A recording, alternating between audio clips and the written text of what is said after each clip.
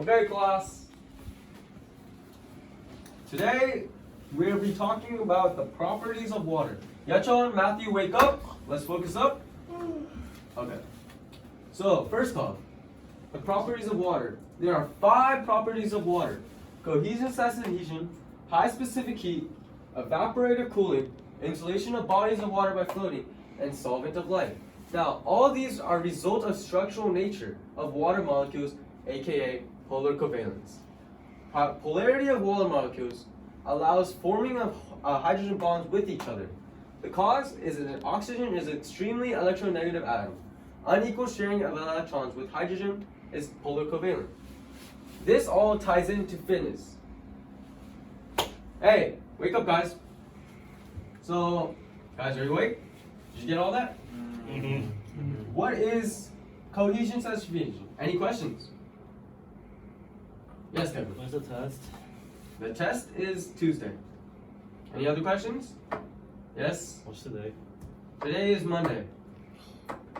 Any other questions relating to cohesion/adhesion? Oh yeah, I have a question. So Is it an actual question, Kevin? is it? I think so. Yes, Kevin, go. So every time I wash my hand, right? What does water stick to my hand? That is due to cohesion. Cohesion is the bonding of a high percentage of the molecules to neighboring molecules. It's due to hydrogen bonding, water molecules sticking to each other.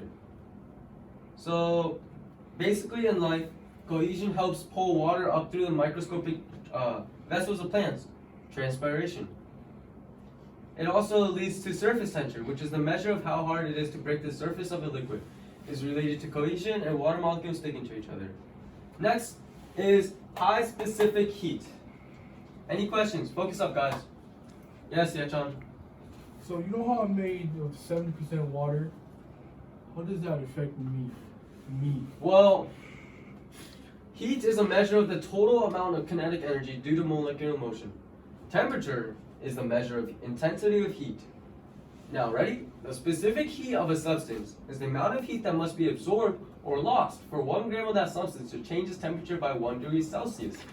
Calorie is the amount of heat required to raise 1 gram of pure water by 1 degree Celsius. And water can absorb/lose a lot of heat without its temp increasing or decreasing much. Now, water has a high specific heat which allows it to minimize temperatures to within limits that permit life, and it also moderates air temperature by absorbing heat from air that is warmer and releasing the stored heat to air that is cooler. So it affects regions like the Puget Sound. Next topic, evaporative cooling. Yes, Matthew. So like, is water baked because because it evaporates? That is a highly inappropriate question, Matthew. However, evaporation is the transformation of a substance from a liquid to a gas. Like sweating cools and maintains homeostasis. So the heat of vaporization is the quantity of heat a liquid must absorb for 1 gram of it to be converted from a liquid to a gas. Water has very high heat of vaporization tied to specific heat. So what does it mean? When a molecule of water vaporizes from liquid to gas, it takes a lot of heat with it. Evaporative cooling is due to water's high heat of vaporization allows water to cool the surface. Next is insulation of bodies of water by floating. Yes, Yachan. So you know how fat people float really well? No, Yachan, you're fat. No. Wait. So is ice just fat water? That's something an overweight person would say. So, Wait, you float? Yeah. solid water, basically, that's not how it works. You would sink, however, solid water, or basically in terms of ice, is less dense than liquid water, and so it would float in liquid water. The hydrogen bonds in ice are more ordered than in liquid water, making ice less dense. So, because of ice floating in water, life can exist under the frozen surfaces of lakes and polar seas. Ready? Organisms can interact with the sediments on the bottom and get nutrients, minerals in order to survive.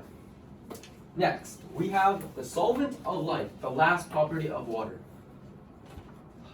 Yes, Yachan, is it another Stupid question. It's a genius question to blow your mind. Okay, yeah, Sean, go take it away. So the salt dissolved in water, the water dissolved in salt. Yeah, Sean, I want to kick you out right now. Like, Hey, focus up, guys. Water is a versatile solvent due to its polarity, and it can form aqueous solutions. The different regions of the polar water molecule can interact with ionic compounds called solutes and dissolvent. So since water is a polar covalent molecule, oxygen is a polar covalent molecule, water interacts with other polar molecules such as salt, meaning water would dissolve the salt. So going further into that, there's two terms, hydrophilic versus hydrophobic. Hydrophobic does not have an affinity for water, while as hydrophilic substance does have an affinity for water. So there we have it. The test is tomorrow, guys. You better study up.